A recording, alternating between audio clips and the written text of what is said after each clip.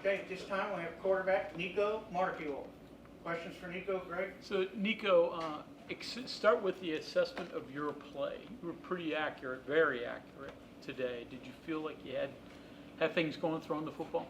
Yeah, statistically, obviously, it looks really well, but I mean, that's the awesome thing. Sorry about that. I mean, that's the awesome thing about this offense is there's going to be completions, and I mean, having receivers like we have, man. I mean, it is clear we might be the deepest team, in the Big 12. I mean, we got guys everywhere. So, I left some yards out there, but yeah, I'm pretty happy with the performance today. What's your mindset connecting and looking for Cam?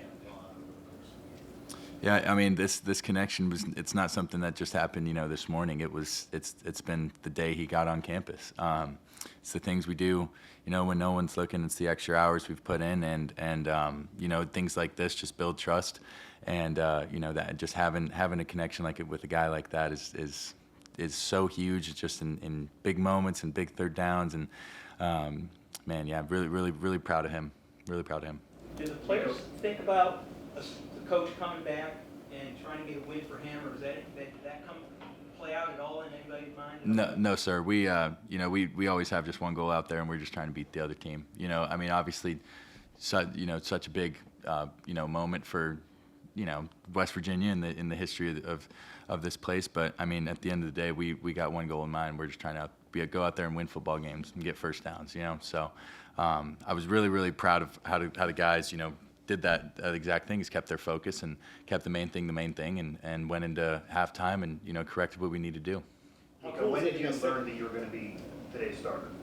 It was earlier in the week, and obviously hearing those words finally is just surreal. Was very pleased to hear that, but I think it's rooted in commitment and substance, and I thought it was earned, just like what we say here, earned not given, and I'm just going to continue to go out week in, week out, and just produce for my guys. How cool in that second half was it to see those other guys in that quarterback room also touch the field and have some success as well? Man, that made me so happy. I mean, that was probably the highlight of my day was seeing all those guys have success, because it just brought me back to my first touchdown at Mountaineer Field, and then JT Daniels was the first one to congratulate me, so I made sure I was the first one to congratulate Scotty Fox and Jalen finding some completions, and that was so awesome to see. It's just a full circle moment. Nicco, how did preparing for today differ than the other times you started? Didn't change at all. Every single time you go in, whether you're the starter or the backup, the mindset of I'm going to play today, and if I don't, then I'm going to play the next week. And it's just been proven in my career that you go in when you least expect it. So preparation doesn't change at all. Just happy to get the win at home. Nicco, did you have a good feeling that it was likely going to be you before you were told officially, or were you? How was that period? Because you've been in competition before, but this was the one where people kind of thought you were the front runner at least. I was just going along with the flow, man. Trusting Coach Rod's judgment of the quarterback play, and obviously he felt like I was the starter, so then it's my job to go out there and produce. So. You kind of talked about the build up in this game, the coach, all the guys, your teammates. You get named the starter at the beginning of the week. All of this build up, and now it's 10-0 at halftime, not going the way you want. Kind of give me what's going through your mind at that point. Man, cool as a cucumber. I trust in our guys, man. Football, fumbles are part of the game, and Coach Rod kind of had the same message to us at halftime. Is we got him out of our system. We just need to keep playing what we've built our program on is disciplined, clean football. And once we got back to that, obviously it went a certain way. So no, the bells weren't going off in my head when that happened. I just, again, trusting my guys around me, man. That has been a big thing I've focused on, just getting later into my career is just run the offense. Don't have to be extraordinary. You get the ball in the vicinity of these receivers, man, and they do all the work. So I was really happy. I know quarterbacks don't get asked about your defense very often, but was West Virginia's defense maybe kind of the story? Oh my goodness. Yeah, absolutely, man. That is a scary defense to go against, and I've been waiting to say it and see it because we've had to go against it, all camp. But man, they got some guys, and I'm so happy. I mean, as a quarterback, obviously, it's such a good feeling knowing you have a solid defense like that. So, man, Chase Wilson and Reed Carrico, man. The whole secondary. I mean, those guys, they held it down, man, and it gives us so much relief as an offense. Coach Rod, of course, is known for the competitiveness, the hard edge mentality.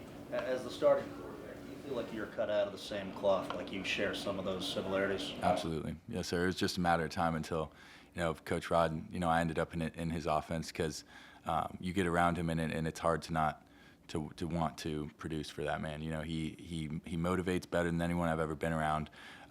He builds confidence. He instills confidence in what you do, and I mean, it's just a complete different feeling going out there and playing. You don't play for him, but I mean, you have him in your mind. You're like, that's someone I want to impress. He trusts me, so I'm going to show him why he trusts me. The first touchdown, was that a read or a designed run? Both. Reading the play. What'd you see on it? Saw green grass. Saw the band in the back of the end zone, and just ran right at the band. I mean, no, it's the opposite side. So ran right towards the weight room. Nicco, how did Rhett help you today, and what is your connection with him throughout the day? It's awesome. I mean, Rhett, he gave me a really good talk before he went up to the press box, and I mean, just the trust that we've built, and like I was saying, these coaches, they know what we're good at, they know what we want to run, they know the kind of situations we want to get put in.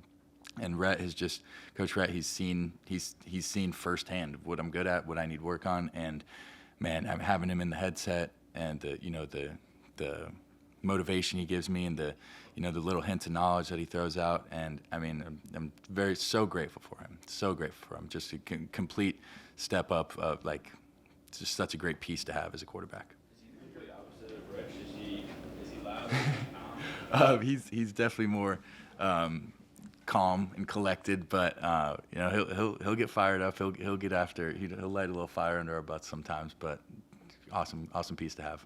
Kevin? Nicco, next job for you watching film, obviously.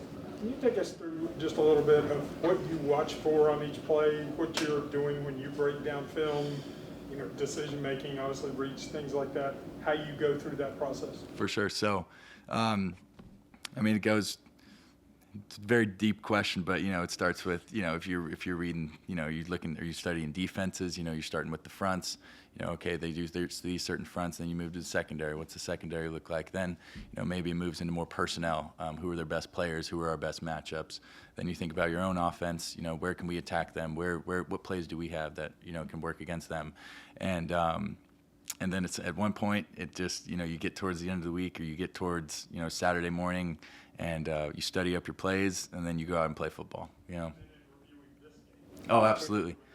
Yeah. What's the process like? Yeah, very, very critical. Obviously, you never look past anyone, but there have been so many mistakes, so many fixable mistakes out there that can easily be fixed. And you break it down, and you be very honest with yourself, and you look at the bad and how you can fix it, and more than reflecting on the good, because in this game the good's expected.